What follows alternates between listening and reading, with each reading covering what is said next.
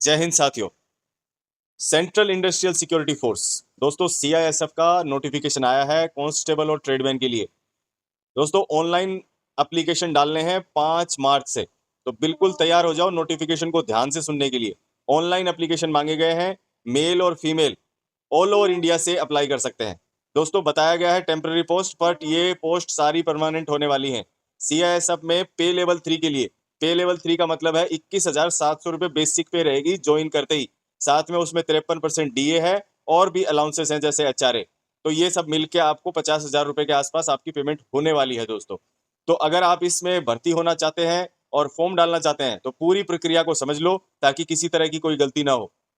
जल्दबाजी नहीं करनी है, जल्दबाजी में भरे हुए फॉर्म गलत हो सकते हैं और आप तैयारी करोगे और फिर लास्ट मोमेंट में फॉर्म रिजेक्ट हो सकता है। इसलिए मेरे द्वारा बताई गई जानकारी को पूरा ध्यान से सुन लो।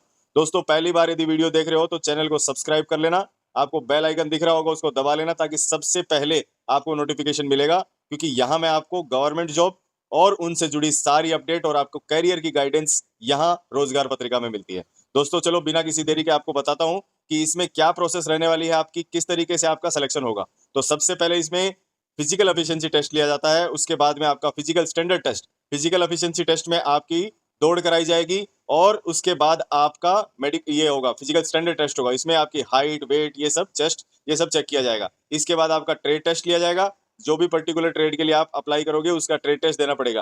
फिर आपका रिटन एग्जाम होगा। रिटन एग्जाम दोस्तों ओएमआर बेस भी हो सकता है और सीबीटी बेस भी हो सकता है। और इसके बाद फाइनल होगा मेडिकल एग्जामिनेशन और मेरिट लिस्ट बनेगी। दोस्तों इसके लिए अप्लाई करना है तो ओनली ऑनलाइन मोड में ही अप्लाई कर सकते हैं आप।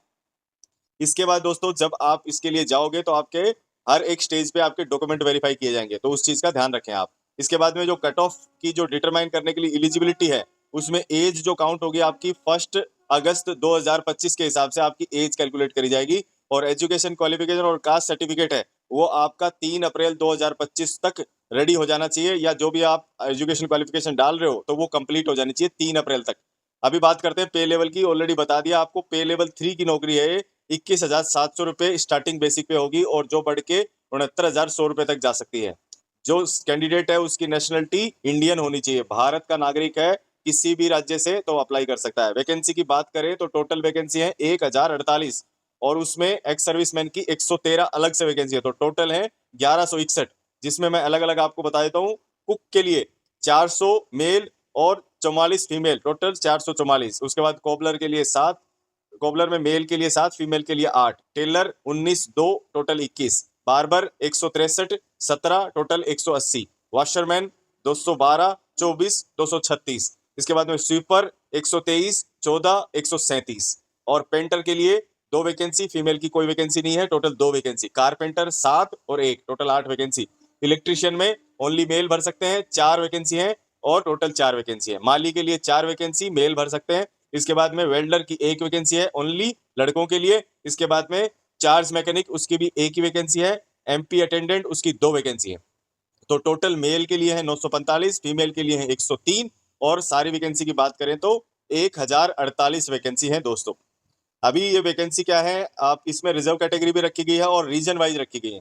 तो इसमें काफी सारे रीजन है जैसे northern sector, NCR sector, western sector, central sector, eastern sector, southern sector, north east sector 2 और नॉर्थ ईस्ट सेक्टर। इसके बाद में इस तरीके से तो आपको अपने एरिया के हिसाब से चूज करके भरना है। और इसमें दोस्तों क्या होता है कि जब बच्चे देखते हैं कि सपोज देखो जैसे नॉर्दर्न सेक्टर में अनरिजर्व कैटेगरी की सिर्फ 19 वैकेंसी है कुक के लिए, अभी क्या बच्चे क्या सोचते हैं 19 वैकेंसी है मेरा कहाँ नंबर आने वाला है, और इसी वजह से ये वैकेंसीज खाली रह जाती हैं। तो आपको बिल्कुल फॉर्म डालना है, एग्जाम देना है, बहुत इजी टेस्ट होता है सब कुछ और आराम से भर्ती हो जाओगे दोस्तों। पे लेवल 3 से आपका पे स्टार्ट होने वाला है। और इसके अंदर सबसे बड़ी बात ये होती है कि दोस्तों एक बार आपने सीएसएफ ज्वाइन कर लिया, वहां पे आपका अपग्रेडेशन का भी पूरा पूरा चांसेस होता है। इंटरनल आपके डिपार्टमेंट के एग्जाम होते हैं जहां पे आप अपग्रेड भी कर सकते हो। तो इसके बाद में आगे बात करते हैं, ये इस तरीके से पूरा डिस्ट्रीब्यूशन दिया गया है दोस्तों। इसके बाद में यदि एक्स सर्विसमैन कोई है तो एक्स सर्विसमैन के लिए टोटल 113 वैकेंसी है जो कि डिस्ट्रीब्यूट करी गई है, ऐसे ही ट्रेडमैन वाइज। इसके बाद दोस्तों ये वैकेंसी जो है ये टेंटेटिव है, इनको बढ़ाया या घटाया जा सकता है। इसके ऊपर जो सारे रूल है वो सीएसएफ के रिक्रूटमेंट रूल के हिसाब से होंगे और जो ही यदि बढ़ाया घटाया जाएगा तो आपको सीएसएफ की ऑफिशियल वेबसाइट पे इसकी जानकारी दी जाएगी। इसके बाद में दोस्तों हम बात करते हैं कि इसमें क्या और क्या एप्लीकेशन जो है वो ओनली ऑनलाइन मोड में सबमिट किए जाएंगे। एप्लीकेशन की जो फीस है वो 100 रुपए लगेगी। आप अनरिजर्व, ओबीसी और ईडब्ल्यूएस कैटेगरी से हो। उसके बाद में फीमेल कैटेगरी और शेड्यूल कास्ट, शेड्यूल ट्राइब और एक्स सर्विसमैन के लिए कोई फीस नहीं लगेगी दोस्तों। कॉल अप लेटर जो है वो आपको भेजा नहीं जाएगा, आपको डाउनलोड करना पड़ेगा दोस्तों ऑनलाइन। इसके बाद में आपको जैसे PET, PST, document trade test के लिए जब आप आएंगे तो कॉल अप लेटर आपको बताया जाएगा, तभी जाना है। रिटर्न एग्जामिनेशन और डिटेल मेडिकल एग्जामिनेशन तो कॉल अप लेटर से ही वहां जाना है। इसमें स्टेज क्या रहती है, जैसा मैंने आपको बताया, PET, PST, document and trade test, और उसके बाद आपका OMR based CBT mode test होगा, जो कि सिर्फ 2 भाषाओं में होगा, हिंदी और अंग्रेजी। और इसके बाद डिटेल्ड मेडिकल एग्जामिनेशन, मतलब आपकी पूरी शारीरिक और मेडिकल रूप से जांच करी जाएगी दोस्तों। जो भी दोस्त क्वालिफाई होंगे उनका फाइनल एक मेरिट लिस्ट बनेगा, और उस मेरिट लिस्ट में जो बच्चे सेलेक्ट होंगे वो बनेंगे सीआईएसएफ के कांस्टेबल। तो दोस्तों इस तरीके से इसमें डिस्क्वालिफिकेशन के बारे में बताया गया है कि पहली चीज तो ये कहा गया है कि ये बहुत ही स्मूथ, मतलब आसान सी प्रोसेस है, ट्रांसपेरेंट है, मतलब पारदर्शी है, और यहाँ पे फेयर रिक्रूटमेंट होता है, मतलब किसी तरह की कोई घूसबाजी या कोई सिफारिश नहीं चलती। तो आपको इस चीज का पूरा ध्यान रखना है, किसी के बहकावे में नहीं आना कि मैं आपको इसमें सेलेक्ट करा दूंगा, मुझे ये पैसा दे दो। यदि कोई आपसे ब्राइब मांगता है या किसी तरह का कुछ बोलता है तो आप उसके चक्कर में नहीं आना है दोस्तों, ठीक है। और अगर कोई ऐसा करता हुआ पाया जाएगा तो उसको स्टेट वे डिस्क्वालीफाई कर दिया जाएगा। इसके बाद में दोस्तों हम बात करते हैं एलिजिबिलिटी क्राइटेरिया की। तो इसमें एजुकेशन क्वालिफिकेशन आपकी मैट्रिकुलेशन बेस, मतलब ओनली 10th पास। तो दोस्तों जैसे जो भी स्किल ट्रेड बताई गई हैं, आपका 10th पास होंगे तो आप इसके लिए अप्लाई कर सकते हैं, जिसमें barber, cobbler, tailor, cook, carpenter, माली, painter, charge mechanic, washer, welder, electrician, motor pump attendant, ये सभी जितनी पोस्ट हैं ये सब के लिए आपका मैट्रिकुलेशन चाहिए, ओनली 10th पास, ठीक है दोस्तों। एज लिमिट आपकी रहेगी दोस्तों 18 से 23 साल, एज ऑन 1 अगस्त 2025, मतलब आप 2 अगस्त 2002 से लेके 1 अगस्त 2007 के बीच में जन्मे हैं तो आप इसके लिए अप्लाई कर सकते हैं। इसके बाद में इसमें एज रिलैक्सेशन भी मिलेगा। अगर आप शेड्यूल कास्ट, शेड्यूल ट्राइब से आते हैं तो आपको 5 साल की छूट मिलेगी, और ओबीसी के लिए 3 साल की छूट मिलेगी, और एक्स सर्विसमैन को 3 साल की छूट मिलेगी, और उन्होंने जो मिलिट्री सर्विस करी है वो उनकी एज में से माइनस कर दी जाएगी। तो इस तरीके का दोस्तों इसमें रखा गया है। इसके बाद में फिजिकल स्टैंडर्ड की बात करें तो हाइट जो है वो अनरिजर्व, एससी, ईडब्ल्यूएस और ओबीसी कैंडिडेट के लिए 170 रखी गई है दोस्तों, 170 सेंटीमीटर मिनिमम हाइट चाहिए। चेस्ट जो है वो 80 से 85 सेंटीमीटर और 5 सेंटीमीटर उसका एक्सपेंशन होना चाहिए। फीमेल कैंडिडेट जो है उनके लिए हाइट रखी गई है 157 सेंटीमीटर, और चेस्ट उसका कोई रिक्वायरमेंट नहीं है एज ए फीमेल। इसके बाद में दोस्तों ये जो गढ़वाली, गोरखा, मराठा, ये जो या नॉर्थ ईस्ट से जो कैंडिडेट आएंगे उनकी मिनिमम हाइट आपको मांगी गई है 165, फीमेल है तो उनको 155, और जो मेल कैंडिडेट है उनके लिए 78 से 83 सेंटीमीटर आपका छाती होनी चाहिए, और उसमें एक्सपेंशन 5 सेंटीमीटर का चाहिए दोस्तों। तो इस तरीके की छूट रखी गई है उनके लिए। इसके बाद में दोस्तों वेट जो है वो आपका एज पर स्टैंडर्ड होना चाहिए, मतलब आप ओवरवेट या अंडरवेट नहीं होने चाहिए। इसके बाद में मेडिकल जो मैंने आपको बताया वो आपके सीआईएसएफ के रूल के अनुसार आपकी मेडिकल जांच करी जाएगी। दोस्तों टैटू के बारे में बहुत ध्यान से, टैटू नहीं होना चाहिए इसमें, किसी तरह का कोई रिलीजियस टैटू, या फिर ये मतलब आउटसाइड विजिबल नहीं होना चाहिए आपका, मतलब शर्ट जब आप पहनेंगे तो उसमें नहीं दिखना चाहिए आपका इस तरीके का, अदरवाइज आप डिस्क्वालीफाई हो सकते हो। तो ये जानकारी रही दोस्तों। अभी हम बात करते हैं आगे। देखो इसमें काफी कुछ पूरा डिटेल में बताया गया है। इसके बाद देखो आपका process of certification, candidate who is wish to consider against the vacancy, मतलब यदि किसी को जो भी रिजर्वेशन कैटेगरी लेनी है तो आपको क्या होना चाहिए, उस चीज का आपके पास सर्टिफिकेट होना चाहिए, अदरवाइज आपको उसमें अप्लाई नहीं कर पाओगे। तो आपको जो भी जैसे एससी, एसटी, ओबीसी, या फिर आप जो भी नॉर्थ ईस्ट के हो तो आपको वहां का डोमिसाइल होना चाहिए आपके पास में, अदरवाइज आपको जो छूट मिलेगी वो अप्लाई नहीं होगी इसमें, और आपको नॉर्मल कैंडिडेट की तरह ट्रीट किया जाएगा। अभी आते हैं कैसे अप्लाई करना है। तो एप्लीकेशन जो है आपको online mode official website CISF की जो है http://rectt.cisf.gov.in, इसके ऊपर आपको डिटेल इंस्ट्रक्शन मिलेगी, उनको पहले ध्यान से पढ़ लेना, जो मैं ऑलरेडी आपको बता दिया है। इसके बाद आपको उसके अंदर रजिस्टर करना है। तो जो अभी रीजन बता देते हैं कौन कौन से रीजन किसके अंडर आते हैं। तो जैसे नॉर्दर्न सेक्टर की बात करी तो वो उसमें आते हैं चंडीगढ़, हरियाणा, हिमाचल प्रदेश, जम्मू कश्मीर, लद्दाख, पंजाब और राजस्थान, ये नॉर्थन सेक्टर में आते हैं। एनसीआर सेक्टर में आते हैं दिल्ली, उत्तर प्रदेश और उत्तराखंड। इसके बाद में वेस्टर्न सेक्टर में आते हैं दादरा नगर हवेली, दमन दीव, गोवा, गुजरात और महाराष्ट्र। सेंट्रल में आते हैं छत्तीसगढ़ और मध्य प्रदेश। ईस्टर्न में आते हैं बिहार और झारखंड। और सदर्न सेक्टर में आंध्र प्रदेश, कर्नाटका, केरला, लक्षद्वीप, पौंडीचेरी, तमिलनाडु और तेलंगाना। नॉर्थ ईस्टर्न सेक्टर में आते हैं अंडमान निकोबार, सिक्किम, उड़ीसा और west Bengal. North eastern sector जो ऊपर वाला बताया वो 2 था, और नॉर्थ ईस्ट सेक्टर में आते हैं अरुणाचल प्रदेश, मणिपुर, मेघालय, मिजोरम, नागालैंड, त्रिपुरा। तो दोस्तों ये इस तरीके से आपका जो मैंने बताई ना वैकेंसी, इसीलिए ये जरूरी है, आप जिस सेक्टर के हो उधर से ही आपको अप्लाई करना है। फोटोग्राफ अप्लाई करते समय आपको ध्यान रखना है जेपीजी फॉर्मेट में होना चाहिए, और आपका जो फोटोग्राफ है वो 3 महीने से पुराना फोटोग्राफ नहीं होना चाहिए।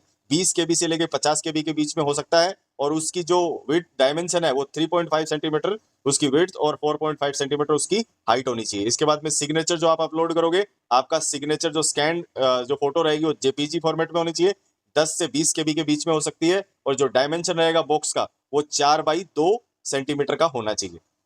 इसके अलावा यदि आप गलत तरीके से सिग्नेचर करोगे तो आपके फॉर्म जो है वो रिजेक्ट हो जाएंगे दोस्तों। अपलोडिंग करने के लिए आपका जो भी अपलोड करोगे डॉक्यूमेंट वो पीडीएफ फॉर्मेट में होना चाहिए, और 1 MB से ज्यादा का नहीं होना चाहिए। अभी बात करते हैं कि लास्ट डेट है 3 अप्रैल 2025 रात के 12 बजे तक।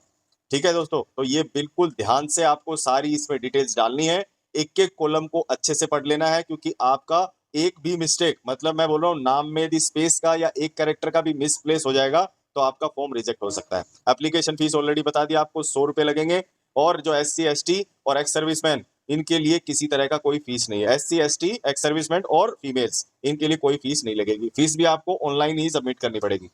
तो ये आपका हो गया फीस की जानकारी। इसके बाद में admission of exam, all candidate जो भी रजिस्टर करेंगे उनको बाद में क्या भेजा जाएगा, आपका ऑनलाइन जो आपकी वेबसाइट है उसके ऊपर आप लॉगिन करके चेक करेंगे तो आपको एडमिट कार्ड मिलेगा। तो एडमिट कार्ड आपको डाउनलोड करना है, और उसके साथ जो भी उसकी डेट और वेन्यू होगा वहां पे आपको पहुंच जाना है अपने टेस्ट के लिए। ठीक है दोस्तों, आपके एडमिट कार्ड पे जो आप फोटो लगाओगे वो अटेस्टेड होनी चाहिए, और साथ में 3 महीने से पुरानी नहीं होनी चाहिए। और साथ में आपको क्या कैरी करना है, आपका वैलिड आईडी प्रूफ कैरी करना है। आईडी प्रूफ में क्या क्या चल सकता है, आधार कार्ड, उसके बाद में voter ID card, driving licence, PAN card, passport, और ID card issued by college और यूनिवर्सिटी, इम्प्लॉई मतलब गवर्नमेंट, और इसका इम्प्लॉई कार्ड भी चल सकता है, और एक्स सर्विसमैन के लिए डिस्चार्ज बुक होनी चाहिए। तो ये आपका आपका प्रूफ आपको साथ में चाहिए। इसके बाद में रिक्रूटमेंट की जो प्रोसेस है उसमें हाइट बार टेस्ट किया जाएगा, जो आपका हाइट का जैसे मैंने बताया उसके हिसाब से हाइट टेस्ट करी जाएगी। उसके बाद में दोस्तों आपका फिजिकल एफिशिएंसी टेस्ट, इसमें होती है दोस्तों 1600 मीटर की दौड़ होती है, जिसको 6 मिनट और 30 सेकंड में पार करना पड़ेगा आपको। तो 6 मिनट 30 सेकंड होता है पास, आपको एक्सीलेंट मारना पड़ेगा तब जाके आप इसमें सेलेक्ट होगे। फीमेल कैंडिडेट है उसको 800 मीटर की दौड़ क्लियर करनी होगी 4 मिनट में। तो लड़कियों को भी पूरा जोर लगाना पड़ेगा भर्ती होना है तो। इसके बाद दोस्तों आपका फिजिकल स्टैंडर्ड टेस्ट होगा। फिजिकल स्टैंडर्ड में बता दिया आपको, हाइट बार चेक किया जाएगा, आपका वेट चेक किया जाएगा। इसके बाद में एज रिलैक्सेशन है तो उनको उसी हिसाब से उनका टेस्ट होगा। फिर डॉक्यूमेंट वेरिफिकेशन, आपकी जो भी एजुकेशनल सर्टिफिकेट है, बर्थ सर्टिफिकेट है, डोमिसाइल, SC ST जो भी आपने यदि छूट के लिए कुछ प्रूफ लगाया तो वो चेक किया जाएगा, कास्ट सर्टिफिकेट चेक किया जाएगा। इसके बाद में जो कैंडिडेट इधर से बताए नॉर्थ ईस्ट से बताए तो उनका वहाँ का डोमिसाइल चेक किया जाएगा, और एक्स सर्विसमैन है तो उनका डिस्चार्ज सर्टिफिकेट चेक किया जाएगा। कोई गवर्नमेंट या सेमी गवर्नमेंट जॉब में काम कर रहा है अभी तो वहां से उसको NOC लेके आना पड़ेगा, तो वो NOC चेक किया जाएगा। ये सारी चीजें चेक करी जाएंगी। इसके बाद आपका होगा ट्रेड टेस्ट। ट्रेड टेस्ट दोस्तों आपका जैसे कुक है तो उनको खाना बनाना आना चाहिए, cooking of chapati, rice, vegetable, meat, ये सब आपको चेक किया जाएगा, वहां बनवा के देखा जाएगा। बूट मेकर, कोबलर, उसको पॉलिशिंग करना आना चाहिए। टूल्स जो होते हैं उनको हैंडल करना आना चाहिए, कटिंग ऑफ लेदर, स्टिचिंग, इस तरीके का काम। टेलर टेलर जो है उनको मेजरमेंट लेना आना चाहिए, उसके बाद उसको कपड़े काटना आना चाहिए और स्टिच करना आना चाहिए। बार्बर, हैंडलिंग ऑफ टूल, आप वहाँ पे जो भी टूल यूज करोगे, बार्बर, हेयर कटिंग, सेविंग, ये सब करना आना चाहिए। उसके बाद वॉशरमैन, कपड़े धोने आना चाहिए, आयरन करना आना चाहिए, और उसको पता होना चाहिए किस तरीके से क्या चीजों को कैसे हैंडल करते हैं। स्वीपर, सिंपल सी चीज है, स्वीपिंग करना आना चाहिए। टॉयलेट और बाथरूम क्लीन करना। पेंटर, उसको कलरों की पहचान होनी चाहिए, पेंट को अच्छे से समझना चाहिए कौन सी शेड क्या होती है। उसके बाद साइन बोर्ड पेंटिंग और ड्राइंग पेंटिंग ये सब आना चाहिए। कारपेंटर को टूल हैंडल करना आना चाहिए। उसके बाद आपका लकड़ी काटना, फिटिंग करना, पॉलिशिंग करना, फिनिशिंग करना, ये सारा काम। इलेक्ट्रिशियन को AC DC करंट के बारे में जानकारी होनी चाहिए, नई वायरिंग फिट करनी है उसके बारे में पता होना चाहिए, और छोटा मोटा कोई इलेक्ट्रिकल फॉल्ट आ गया तो कैसे ठीक करना है। माली को प्लांटेशन के बारे में पूरी जानकारी होनी चाहिए। इसके बाद में प्लांट्स जो पौधे हैं उसका मेंटेनेंस कैसे करना है उसको पता होना चाहिए। फर्टिलाइजर्स क्या है, खाद किस तरीके की यूज करनी है, और यदि किसी तरह का कोई उसमें कीड़ा लग जाता है तो उसको क्या किस तरीके की दवाई देनी है, सब पता होना चाहिए। वेल्डर को भाई वेल्डिंग टूल्स के बारे में पता होना चाहिए। आर्क वेल्डिंग क्या होती है, गैस वेल्डिंग क्या होती है, इसका प्रैक्टिकल करवाया जाएगा। चार्ज मैकेनिक जो होता है उसको AC DC करंट के बारे में पता होना चाहिए। High voltage, low voltage, distribution, switchboard, इन सब की पूरी जानकारी। और जो पंप ऑपरेटर है, मोटर पंप अटेंडेंट रहेंगे, इनको पंप की नॉलेज, मोटर की नॉलेज और हल्की फुल्का उनका रिपेयर भी आना चाहिए।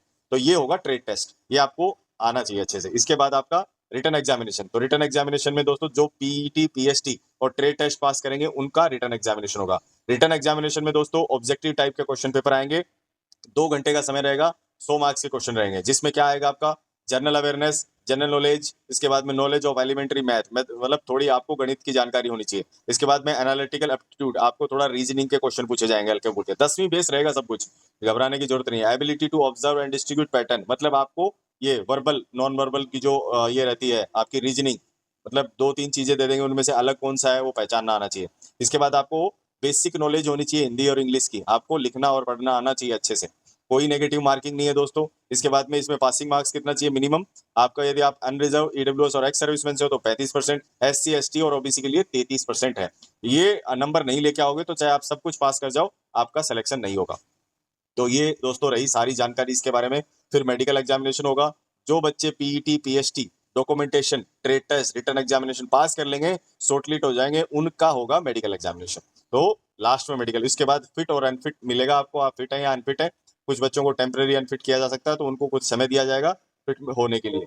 तो ये सब होने के बाद में फाइनली यदि कोई टाई के साथ आया तो उसके अंदर जो सीआईएसएफ वो दूसरे तरीके लगा के, जो उनके पास रिटर्न रूल है तो उनका अल्फाबेटिक हिसाब से या फिर उनका मेरिट में चेक किया जाएगा, बाकी चीजों की मेरिट मिलाई जाएगी, उसके हिसाब से उनका सिलेक्शन हो जाएगा। तो दोस्तों काफी लंबा वीडियो हो गया, क्योंकि इसमें सारी जानकारी आपको देना जरूरी है।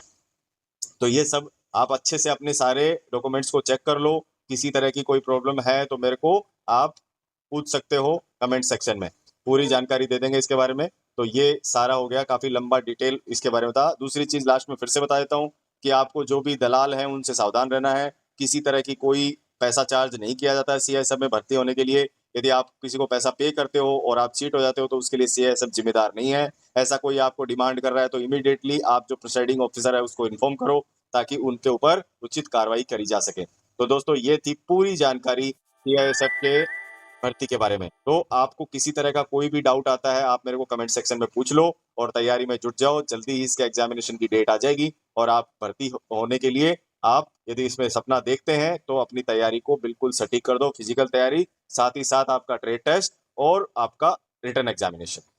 तो मिलते हैं एक ही ऐसे वीडियो में, तब तक के लिए जय हिंद, जय भारत।